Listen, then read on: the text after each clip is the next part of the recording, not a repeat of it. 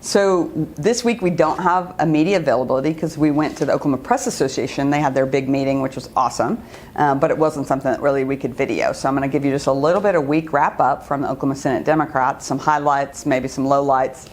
First, I want to talk about a great thing today. We had the resolution on the Senate floor for the Black History Month celebration. And Senator Nice and Senator Goodwin were the co-authors of that. And it was great to present that history, not only the great things, the people we celebrate from Black Oklahomans, but also talk about the challenges that Senate Bill 1 was Jim Crow, and that took us almost 100 years to say that that was wrong. Very important content, and I'm so grateful that the floor leader heard it and that we got to celebrate Black history. And Black Caucus had a great event to go along with that. But we think this is the first time that's happened in the Senate.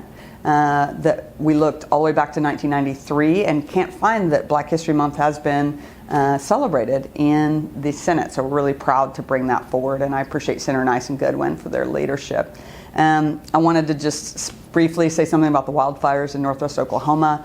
Certainly troubling to see all the challenges people are facing. I'm really grateful to our first responders who are out there trying to help people, and I know we've had some injuries. I hope people are healing up.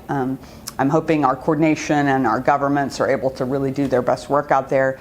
I do want to say, what we see in terms of the changing climate is a lot more disasters, and I'm concerned that we do that long-term planning and prepare the kind of finances, equipment, coordination that we need for these kind of crises, because we're going to need that for the long term, basically, and we can't count on the federal government to fill that in that void. I want to highlight a couple of great bills that Oklahoma Senate Democrats passed this week. Really proud that every single member in our caucus has had a bill heard, at least one bill heard in committee. Some great problem-solving bills. Senator Nice had a bill pass off the Senate floor today that would allow families to deposit money into their college savings plans in more ways. She brought up the fact that people aren't using checks and in-person banking anymore, so she wants people to submit deposits to their college saving funds, those 529 savings plans, through things like Cash App and Venmo. And so that bill passed unanimously, or almost unanimously, off the floor. So glad that's headed to the House. I also wanted to call out Senator Hicks had a great bill focused on notifying parents when the educator in their classroom is an emergency certified teacher. So we want to make sure teachers, that parents are empowered to know what's happening in their classrooms, and if they do have an emergency certified teacher or an adjunct instructor, they can know that's happening. That same bill limits the amount of time an adjunct can be in the classroom. So emergency certified folks are the folks who are going through the process of becoming educators. They're supposed to receive certain training. They have certain mandates. Adjunct instructors are basically anyone from the community who's over 18.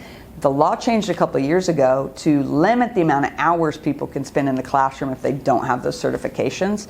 Unfortunately, what that means is our school districts can hire someone who's 19 and has zero experience to bring to the classroom, zero child development experience. And those are kind of changes that are going to cause undermining our students succeeding. So when we talk about literacy, when we talk about third grade, Oklahoma Senate Democrats want to make sure we're focused on that long-term commitment, making sure we have quality educators in classroom, and making sure parents are empowered there. So I'm really proud of Hicks for that move forward.